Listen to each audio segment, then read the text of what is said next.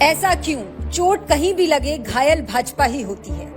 क्या आपने कभी सोचा है कि आज का विपक्ष अगर देश की संस्थाओं से, उद्योगपतियों से या फिर नरेंद्र मोदी की सरकार से सवाल करता है तो इन सभी सवालों की ढाल बनकर जवाब देने हमेशा बीजेपी ही क्यों सामने आती है? आप चुनाव आयोग पर उंगली उठाइए तो सबसे पहले बचाव में बीजेपी दौड़ कर आती है। आप वोट चोरी पर चर्चा करते हैं तो चुनाव आयोग बाद में लीपापोती करता है, उससे पहले सफाई देने बीजेपी दौड़ पड़ती है। आप अडानी पर सवाल उठाते हैं तो तुरंत बीजेपी अडानी का वकील बनकर सामने आ जाती है। आप ईडी, सीबीआई और IT के दुरुपयोग की बात कीजिए तो एजेंसी नहीं बीजेपी जवाब देती है। आप मीडिया की मिलीभगत पर टिप्पणी कीजिए तो चैनल नहीं बीजेपी चीखने लगती है। आप राज्यपाल की मनमानी गिनाइए तो संवैधानिक पद के लोग नहीं बीजेपी बोलने लगती है। आप EVM की पारदर्शिता पर शंका जताइए तो चुनाव आयोग नहीं बीजेपी गुस्से में आ जाती है। आप न्यायपालिका के विवादित फैसलों पर चर्चा कीजिए तो जज नहीं बीजेपी सामने आ जाती है। विपक्ष सवाल किसी पर भी करे लेकिन जवाब हमेशा बीजेपी देती है और यही वह सबसे बड़ा सवाल है कि क्या ये संस्थाएं सचमुच स्वतंत्र हैं या फिर बीजेपी की छतरी तले काम कर रही कठपुतलियां हैं।